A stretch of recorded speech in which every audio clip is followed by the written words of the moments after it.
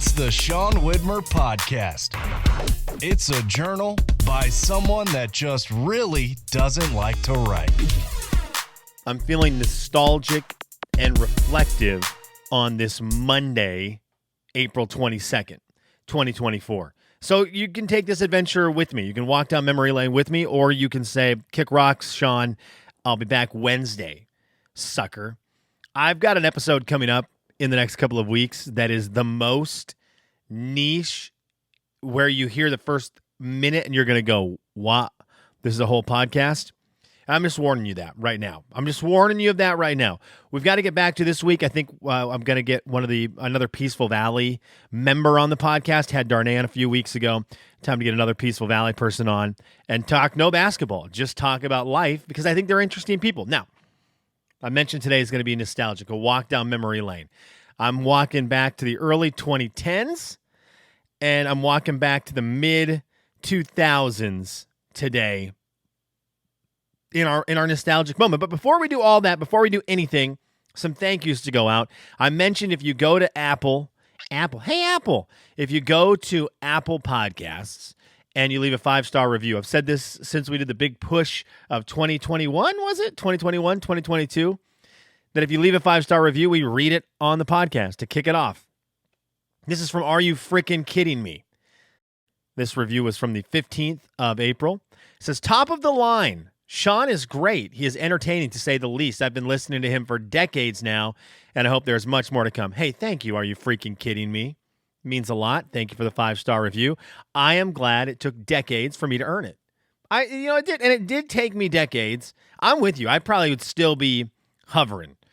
Every time I'd said, hey, leave that 5-star review, I'd be like, yeah, I'm still waiting. I'm waiting for that 5-star episode. I'm waiting for that 5-star episode to really hit before I go in. That means a lot. Thank you for the 5-star reviews. Thank you to the people who subscribed on Patreon in the last couple of days. Means a ton. Darnay, Miranda, Lisa, Will.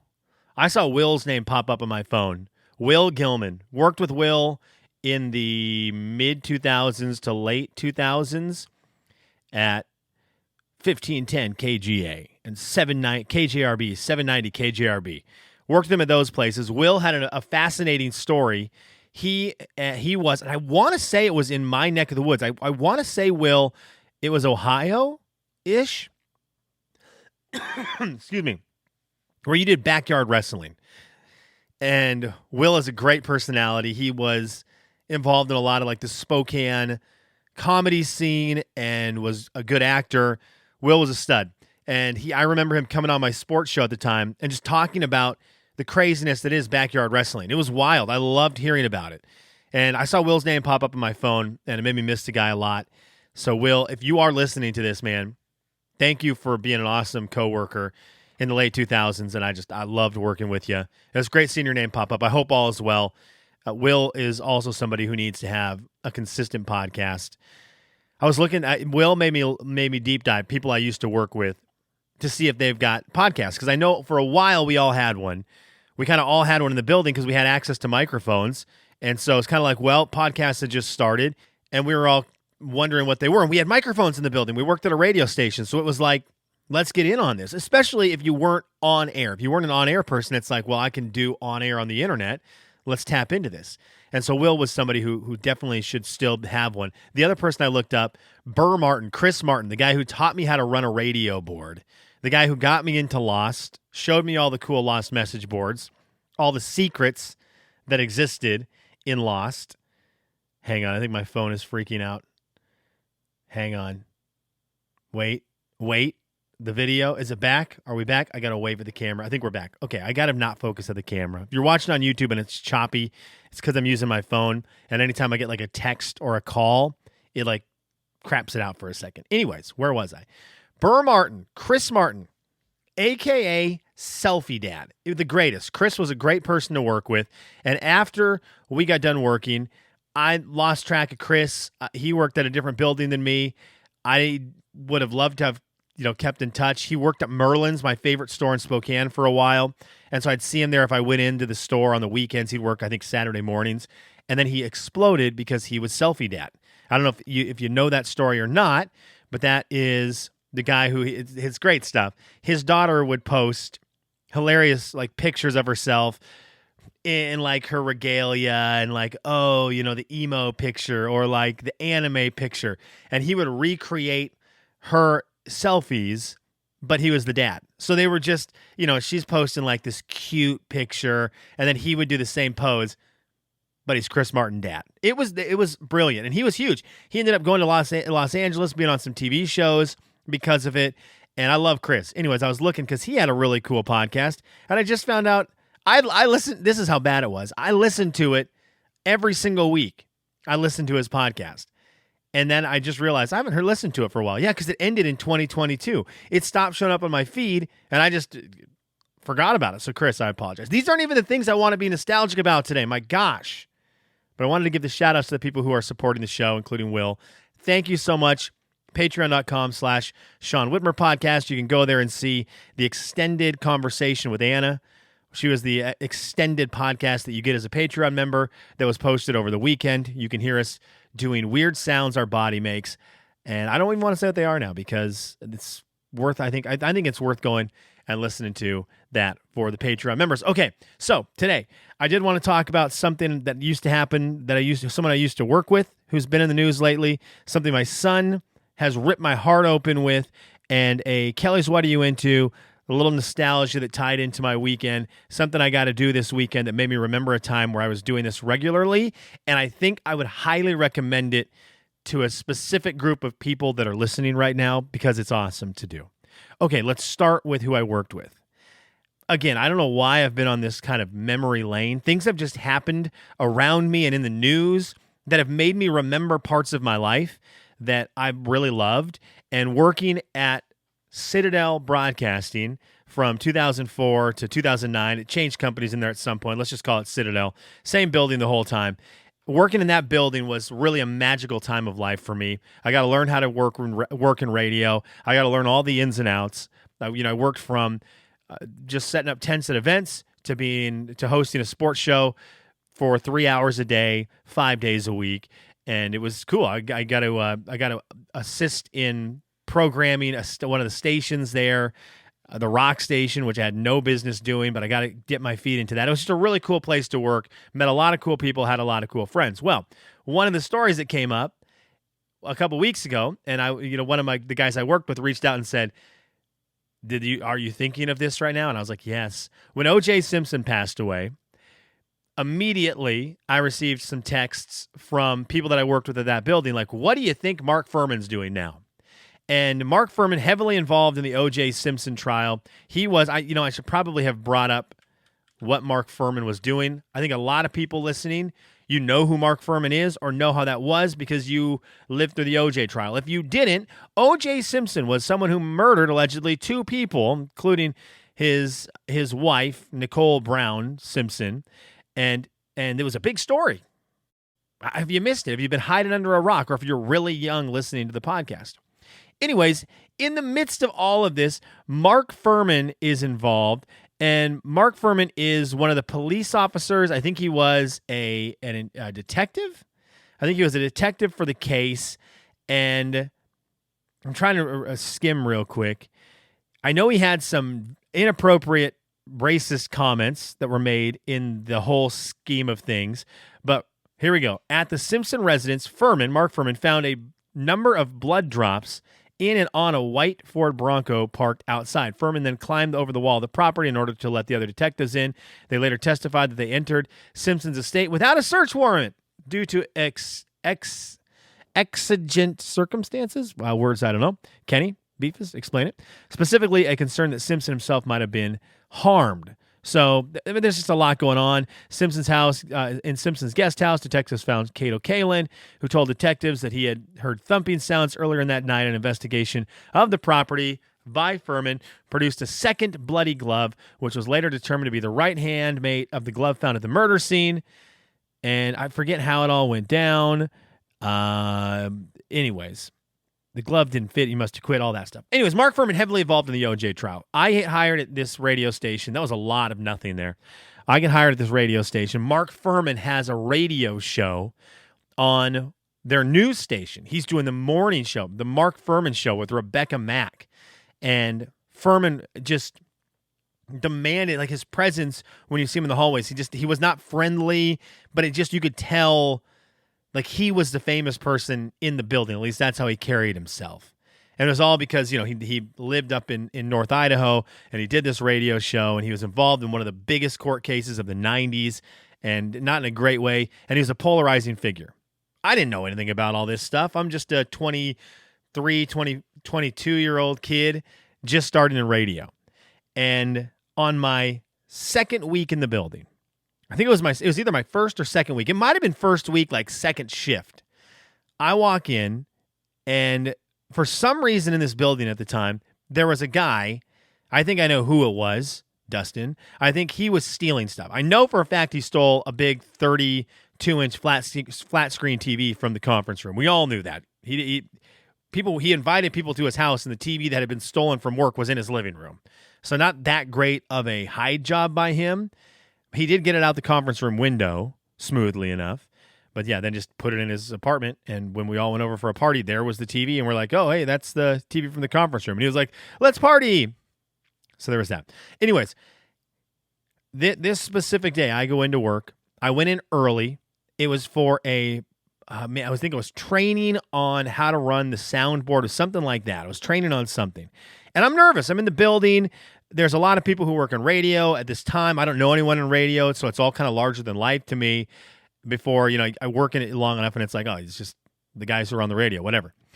And so I'm kind of like starstruck. I wanted to get into this business. Oh, man, there's this person, there's that person. I'm kind of excited. And I walk around a corner, and it's right by the 1510 KGA studios. And out walks Mark Fuhrman. And I had been told when you get hired there was like, okay, here are the big names in the building. Here are the radio people who have some clout, and maybe just don't bother them. And it's not like they'd say that in like a negative way. It's just kind of like they're busy and they're you work here now. Don't nerd out with the people that you work with. That's weird. But they're like, Mark Fuhrman, we just kind of let him do his thing. He just kind of comes in and does his show. Don't bother him. And then he leaves and goes home. I'm like, okay. So I walk by this room. He walks out. And I'm the first person there. It's me and him. And he gets right in my face and goes, who are you? And I'm like, I'm Sean Widmer. And he goes, did you steal a pen from the 1510 KGA studio? I'm like, no. And he steps in. I remember being so terrified. I was either with Bob or Toby. And they're kind of like moving me along, and they're like, oh, no, he just, got hired. And he stepped right in my face. He goes, if you stole the pen, I'm going to find out, and I'm going to get you fired. And I remember in that moment thinking, did I steal the pen? Did I steal a pen? Was I in here for my first or second shift and go into that studio and accidentally take a pen and took notes with it? I might have stole your pen, Mark, a pen. And I remember being so terrified of him and never talking to him again. I think we worked for another 2 or 3 years together. I never spoke to him, never approached him. I was so scared of that man. So anyways, he came up as a memory from the OJ stuff. And that guy, Mark Fuhrman, whatever happened to Mark Fuhrman? I don't think he's on the radio anymore. But dude, that guy was scary. That guy was scary. Did you steal my pen? Whoa. Well, welcome to radio, man. Welcome to radio. And that was when I started to get my fear of people who are on the radio. All right, there's a Mark Fuhrman story for you. I don't even know why I brought it up, but it's feeling nostalgic, right? Feeling nostalgic. I did want to bring this up. My son is doing something that has hit me right square in the heart. He is in love with monster trucks, in love with them. So if there's monster trucks on TV, he wants to see it. If I can find a YouTube video about monster trucks, cartoon or real, he's in on it. Blippi sings a song about monster trucks. We listen to it a lot. So he loves monster trucks. And of course, when we're out and about, anytime he thinks something that looks like a monster truck is around, he wants to run up to it and look at it. And the vehicle that he has decided is the most monster truck looking vehicle is a freaking Jeep Wrangler. And so every time we see a Jeep Wrangler, every time we see my car, my baby, my favorite vehicle in the world, every time we see when my son runs up to it and wants to touch it, he wants to get in it, he's in love with it. And I look at my son, my dude, my guy, and I'm like, brother, if you were only 5 years older, you would have been living in a monster truck. Because that was my favorite car. The car I wanted since I was a kid. I'm not a car guy. I'm not a dream car guy, really, outside of one, the Jeep Wrangler. Ever since the A-Team, ever since G.I. Joe, when I was a kid, I thought those things were really cool. And they always had Jeep-like vehicles in G.I. Joe and the A-Team. And they were the beginning of A-Team. They have Jeep-like cars running through the Vietnam War. And G.I. Joe, of course, they always had Jeeps in there. I had the toy Jeep. I thought they were the coolest car in the world, right? You could take the top off, top on. I loved how they looked. And so in 2010, 2009, 2010, I bought my Jeep, my 95 Jeep Wrangler, the one I wanted. I wanted it so bad. I bought it, and the first day I bought it, I took it up to Sullivan Lake, took a rock chip right into the windshield. They got me a brand new windshield when I bought it because it had a crack in it. And then on the drive to Sullivan, I drove it from the parking lot to Sullivan Lake to camp. More on that in a second. A rock chip flies up, big old hole in it, never replaced the windshield. Never replaced the windshield in over a decade of driving that thing because it's kind of, I don't know, this kind of the beauty mark. It felt like it was meant to be. When it happened on the way to Sullivan on day one, I was like, this is meant to be. It's meant to look rugged. I love that thing. And so now, of course, my son rubs it in every time we see a Jeep. He runs up to it. He wants to get in it. He wants to touch it. I'm like, brother, it's the best car in the world. It's my favorite. It's my favorite thing. And then you and Olivia are second. You, Olivia, and Mom are second. But my Jeep was number one. So, Huck, there you go. Take that. I had a monster truck, buddy. It's been all weekend, though. Every time he sees one. There's one that drives to our neighborhood, and every time he's like, Daddy, we get in that monster truck? Daddy, we get in that monster truck? And then I say no, and he has a complete meltdown, like his mom. Should we do it? Should we do some Kelly's What Are You Into? Is my thing working? Where is it? Oh, hang on. I think it's working on video. I got to get it working on audio. Kelly's What Are You Into? Sorry, if you're watching on YouTube, you saw the Kelly's What Are You Into fire like 8 times there, I think. I'm discombobulated. It's late. I was just daydreaming on the couch. One of the things I was thinking about is this. Kelly's What Are You Into? Tents. Tents. My daughter got into camping thanks to the teachers at her school last week doing camping week. And they taught the kids about camping, talked about camping, how cool it is. They set up an awesome campsite for the kids in one of their rooms. My daughter was going crazy about it. Well, I love camping. Camping is one of my favorite things. Again, more on that in a second. And so this weekend, my wife's out of town, and I thought, what a great time for me to set a tent up outside or something where my daughter can be in my tent. So I set it up outside. My daughter saw a bug, freaked out, was like, we can't do this. She's afraid of every bug right now. This is not good because that means that she's terrified of the outdoors. So I bring the tent inside, set it up in the basement, and my daughter goes crazy for it. And she's loving it so much. I go, you know what? Let's bring the air mattress down. Let's see what happens if we blow up the air mattress and try to stay in the tent tonight. She loved it. Slept like a rock. All right. She normally wakes up between 7 and 7:30. She slept till almost 8:30 the first day, 8:15 the second day. She loved sleeping in the tent. So it was a great moment for me. And I was pretty excited about it. It made me hope that if she ever gets over her fear of bugs, which I'm hoping they teach at school eventually, like bugs are your friends, which is kind of a lie. But you know what? I'm cool with that lie right now with my kids because I got to get them outside. And my daughter, she walks outside now. I don't know what happened, but she walks outside now on pins and needles. If she sees an ant, she sprints back in the house. Anyways, I'm excited to get her into camping because I really love it. And so this would be my recommendation for you. And this would be my Kelly's What Are You Into for you if you're in a spot where you can do this. Because I'll walk down memory lane with you again. Camping, one of my favorite things in the world to do. Sullivan Lake up there in northeastern Washington. The most beautiful place on planet Earth. The best place to go camping. East Sullivan Campground. I just love it. It is, and it was for me the ultimate place of relaxation, mentally. I loved it. You didn't get cell phone service there. It was a magical place. The guys I'd go with were just some of my very best core friends. A lot of fun conversations had up there. A lot of very serious conversations had up there. One of my best buds and family member of a lot of my buddies, Steven, who passed away from brain cancer. Almost a decade ago now. That was a place we would go with him. He'd come up and was just super special for that. Steven made it great. It's just a very magical place in my life. So I love camping. I love camping up there. Well, This is something I did in the early 2010s that I'd recommend. I was single and working on the morning show and had a lot of free time. And I was doing a lot of fun stuff. I was a very fun time of life. And I took full advantage of having, outside of work, not a lot to do. And so I did a lot of things, and I loved it. I was very thankful looking back on it, the amount of things I got into, whether it was in the athletic world, sports, tried flag football, tried basketball, did softball leagues, loved all that. I got into some board game stuff at a couple stores in town, got to experiment with that and like test out cool games and figure out, do I like a deck building game? Do I like strategy games? Do I like this? Because I had time to try to play all these games, right? I got to do a lot of stuff. Got to hang out with buddies all the time.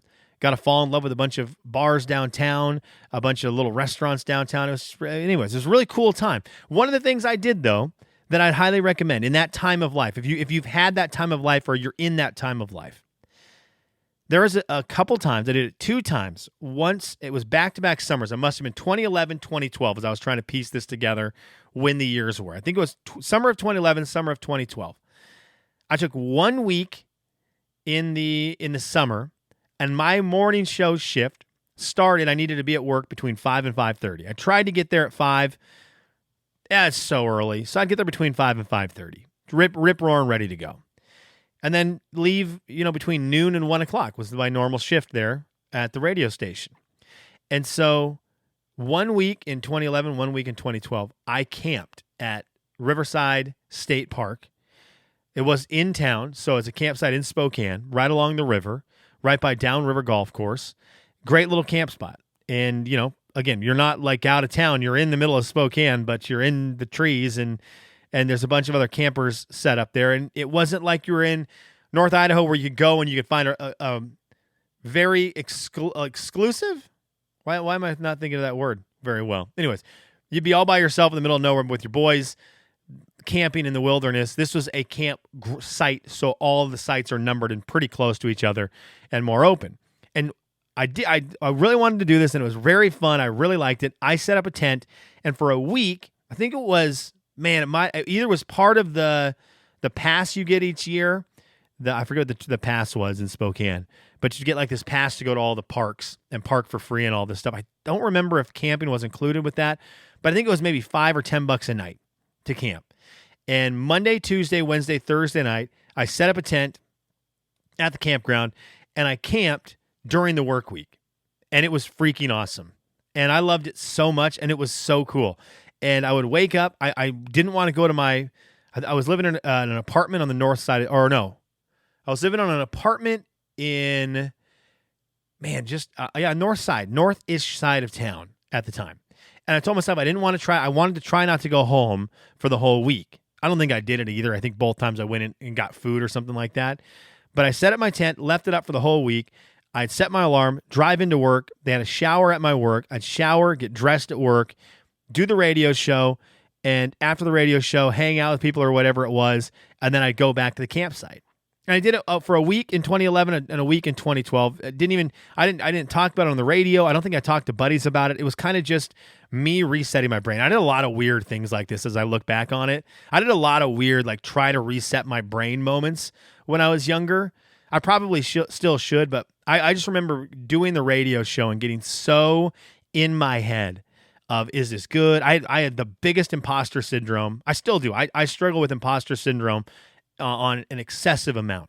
And so I really struggled with that a lot in the morning show, because I was like, am I supposed to be doing this? Did I fake my way into this job? Like, what's going on? And it was just, I always had questions. So I always was trying to find things to reset my brain. This was one of them. I loved it, though. I met some really cool people. I remember one of the times there was a group there towards the end of the week that was into horseshoes. Big time into horseshoes. And they were camping a couple sites down, and one of the nights they were throwing horseshoes. I love outdoor games. And I went and I started chatting with them and got into like this 2-hour-long horseshoe extravaganza with them, learning how to play horseshoes, learning the rules. They were really good at it, so they were trying to show me technique and all that. And it was really, really cool. I ended up hanging out with them. We had like dinner that night, dinner and drinks, and just, that was fun, man, talking to random people at a campground. I loved it. But anyways, all of this stuff from Olivia made me remember those times. And I would urge you, if you have a chance to do it at some point, try it. I know it doesn't work for everyone because work's weird. The shower thing at my work really helped out a lot. Like that really made it possible because I could get to work and shower and get along my merry way. Because you do need to shower. You can't just go camping and just show up to work and try to put on a suit and tie and expect people not to smell your stank. But if you have the ability to do it, maybe for the younger audience, try it. Try it 1 week. Get your camping stuff. Go to a campground that's going to have people there so you can meet people, you can interact with people, you can people you don't know, so even not your friends, not your family, just random people you try to meet, and you're all under the same family build of we're camping. It's a really cool thing. Anyways, there's my memory lane story for you. I thought today's podcast was going to be 10 minutes. It's now over 25. That's probably not a good sign. Let's read some comments. Let's get the heck out of here, shall we? This one came from Ron over on the website, shawnslife.com. You can leave your questions, comments, concerns, your plugs. If you want to plug something, I don't care. Write whatever you want. We read them at the end of the podcast. shawnslife.com is one of the ways to do that. Where Ron said, Legos are definitely expensive. My wife loves the show Friends, and they released a couple Lego sets, one of the Central Perk and one of the apartment sets, and I think they were both over $100. You also mentioned a while back that you don't like First Watch, which is a little breakfast restaurant that I have come to know here in Lexington. Anyways, he goes on to say, you need to try the lemon ricotta pancakes and the $1 Million Bacon. So good, which we had one in Spokane. Okay, Ron, if I go there again, that's what I'll try. I will try that. My problem is, Ron, I'm not a big breakfast guy. And so that's kind of also where that stems from. Their handheld menu isn't as great as I want it, and it's not as greasy as I want it. There's a place here in Lexington called Winchell's. I think it's called Winchell's. That's my spot. Okay, Yvonne said this. Great to see and hear Anna. I think if you get the RV, she might go glamping with you. That's true. Can't wait to hear Rob on the podcast. Also, is Olivia's stuffies still enjoying the things I crocheted for all, including Joey's blanket, or did you get them back? The candy was not all just for Sean. Let Anna know that. LOL. I'm not going to let her know that, Yvonne. That was for the kids and for Dad. So, no. And my daughter's still using all the blankets. So the only one that is not being used by my daughter is the one you made for Woods. Every other one, including the little cup holder ones, they're being used by littler animals. So all of the blankets that you made, you crocheted, Yvonne, are all being put to use by my daughter's stuffed animals. Ian says this, Shopvacs, this is on Spotify where you can also comment. Shopvacs have a conversion kit to let them act like a rug doctor / green machine. Best investment I've made for cleaning. Very cool, Ian. I love a good attachment. You hit me with a good attachment for something I'm in. The day I realized you can plug your drill batteries into a device that blows up a air mattress or a inner tube or a floaty, that was a great day for me. Plug the battery into a camping lantern. Yeah, I love a good attachment, man. I love a good attachment. This one comes from YouTube. Highly recommend going and watching the show on YouTube. You can see my wife in the last episode from Friday. YouTube.com/Bommarooski, and go subscribe there. Roberta said, now I want chicken and rice. The secret, okay, we need this. The secret, because we had dry chicken with our chicken and rice the other night. The secret is still put in your fluid, water, broth, cream soup, whatever, and put frozen chicken on top. That way you get the chicken flavor into the rice too. Seasonings go on the top. And cover tightly. That's probably a big point. I don't think I saw any kind of covering coming off this, Roberta. It keeps the moisture in, especially if you're using breasts. Thigh is my favorite. I'm not so much a white meat person. And I feel for Anna on the warm thing. My temp was 96.8 forever until pregnancy. It's now 97.3. I was really hoping Roberta was going to say 98 degrees and rising. I was really hoping we were going to get that, but 97.3. And she says, there are still days that I feel that it feels too warm. Praying for your programming brain. It's crazy, Roberta. The things pregnancy does is wild. Y'all are impressive for not only having one kid, but multiple kids. That's a different deal right there. So I think from the dads out here, thank you. thank you for that. Like, getting to hang out with my kids all weekend, as crazy as they are, as whiny as my son is, they're the greatest and most awesome things. So for the moms out there who have gone through the thing, thank you from the dads who probably don't say thanks enough for all that, because we're all in the middle of being, just trying to hang on for dear life, raising kiddos. Thanks a lot to everyone, again, who's listening to the podcast. Thanks for the people who are sharing it and telling people about it, and everyone who's subscribed on Patreon. Means a ton to me. Patreon.com/Sean Widmer Podcast. We're trying to get Rob Sacre on later this week. We'll see. He's going to come on sooner than later. He's just trying to make it so that he has enough time. He doesn't want to short it.